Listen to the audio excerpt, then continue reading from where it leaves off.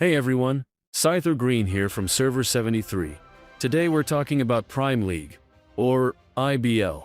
It's one of the highest stakes events in all of Infinity Kingdom. This isn't your average battlefield. IBL is where top alliances from across the servers clash in a months-long war that's all about timing, teamwork, and tactics. No pay to win, no fluff, just raw coordination and smart play. In this video, I'm going to walk you through how it all works. How to get in, what the actual rules are, what the battlefield looks like. Then I'll be sitting down with a player who's been through the fire, a veteran R6 from one of the top alliances last season, to get their take on what it's really like behind the front lines. So if you're thinking of joining Prime League, leading a team, or just curious how top-tier alliances handle it, stick around. Let's start with the format. There are 4 main stages. First, the preparation phase. Just 2 days. This is when alliances register and prep their teams. Nothing is locked in here. You can still plan, organize, and change things up. Honestly, serious alliances start prepping long before this phase even begins. Then we move into pre-league. This runs for 70 days, with 1 match per week. There are 10 rounds total, but your alliance only needs to play in 8 of them. Choose your battles wisely. Every match adds to your standing, and by the end, the top 64 alliances move forward to the next phase. Once you qualify, you hit the pre-battle phase, which is 7 days long. This is where you lock in your roster and set your battle times. After this, you're only allowed 10 changes for the entire playoffs, so be smart about who you bring. Then we hit the playoffs, which is 66 days long, with 1 match per week. You're placed into one of 8 groups. Each group has 8 alliances, and only the top 2 from each group make it to the top 16. From there, it's straight-up elimination duels, until one alliance takes the crown. Now, who can actually join IBL? Your server needs to be at least 30 days old and past Chronicle 21. On top of that, only the top 20 alliances on your server are eligible. Oh, and you can't do both regular Illusion Battlefield and IBL at the same time. Let's talk battle timing. Each week, you pick your battle time. In pre-league, it's 1 slot. You can choose from either a 1400 UTC start or a 2000 UTC start. In playoffs, you pick 3. There are 5 options to choose from: 3, 9, 12, 1500, and 1900 UTC start. The match will be scheduled at the earliest time both alliances have in common, so make sure your team can actually show up for that window. So how do the battles actually work? The goal is to earn 100,000 Violet Breath points. If no one hits that before time runs out, the alliance with the highest score wins. If it's a tie, alliance power breaks it. There are 5 towers on the map, 4 geometric towers and 1 central tower. They all generate points, but the central tower gives the most. It unlocks 10 minutes into the battle, so time your push. You've also got the sun and moon altars. If you control one, your troop movements in that area become invisible to enemies. That opens up plays for sneak attacks and backdoor pushes. Now, if your alliance manages to control all 4 geometric towers and the central tower at the same time, the Violent of Spring effect kicks in. Your point gains skyrockets, and the enemy's chances of catching up drop fast. It's risky to go for, but powerful if you pull it off. Now, with all that going on, the towers, the points, the pressure, you might be wondering how power differences play into this. The answer? They don't, at least not in the usual way. Everyone enters with the same setup. Preset epic immortals, fully unlocked dragons, standardized gear. No VIP perks, no lord talents. It's a clean slate. From there, it's all about how well your team plans, communicates, and reacts when things get messy.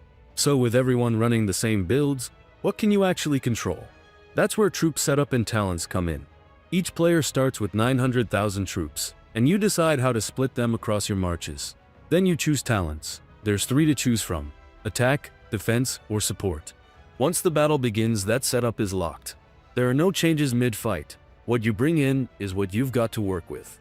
Once everyone's locked in and the battle kicks off, the rest comes down to coordination, and that's where commanders make a huge difference.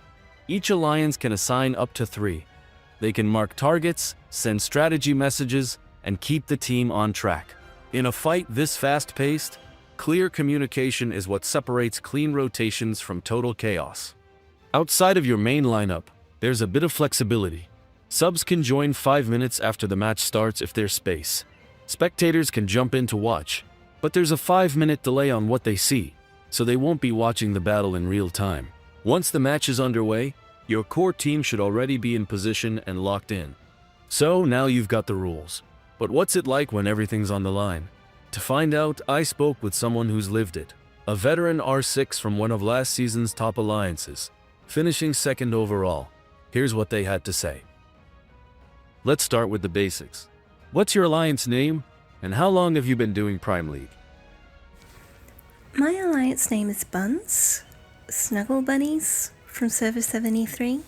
We've been playing since Season 1, but competitively, probably since Season 3. What's the most common mistake you see new teams make? Common mistakes that I see newer teams make, probably the lack of talent diversity. Very often you'll see them stacked with defense talents and maybe 1 or 2 attack talents and completely overlooking support. And I feel a well-rounded team that utilizes all 3 talents will almost always outplay a team full of tanks. Do you actually use the preparation phase, or is your planning done way earlier? Do you mean what do we do to prepare for our match? Well, first we need members, so I'll open up a chat page for our members to sign up, and then from there I will make a Google sheet and assign people to towers, and from there I will assign talents and ask if there's any volunteers to be commander. Yeah, that's pretty much what we do to prepare for a match. What's your strategy when it comes to tower control? Strategies for tower control? I think the obvious answer is to push the enemy team away while surrounding the tower with your own team. You do that with PvP, with quick rallies, garrison your teammates, make sure you're not being pushed away, utilizing skills like quick occupy so it takes a shorter time to actually take the tower. Yeah. I don't know. I don't want to give too many secrets away because then I might get in trouble. What's the most memorable match you've played in IBL? Most memorable match? Honestly, I can't think of one that actually comes to mind, but I would say that I've enjoyed every match against 38. I feel like they're the only other server that we can go 1-to-1 with. We win some, we lose some, but it's always very challenging and it's always very fun. Yeah. And last question. If you could give one piece of advice to a first-time R6, what would it be? Advice for a new R6. Don't be afraid to bench the time wasters. The people who sign up and then don't show up for matches or show up so late that you've already lost the match. Yeah, they don't need to be on your team. Especially if you've got other people who would like to play as well. And if you're having trouble finding volunteers for talents, assign them yourself and then take note of who actually uses the talent in the replays and then maybe give them valor marks from core or something. Yeah. And there you have it. Thank you, Aroha, for taking the time to share your insight. It's always nice hearing from someone who's actually been in the thick of it. If you've made it this far, hopefully you're walking away with a much clearer idea of how Prime League works, what to expect, and why it's such a standout part of Infinity Kingdom. It's not just another event.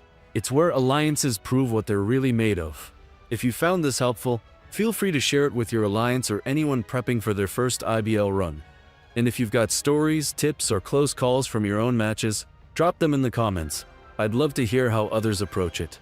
Thanks for watching, and good luck in the upcoming Prime League. I'll see you on the battlefield.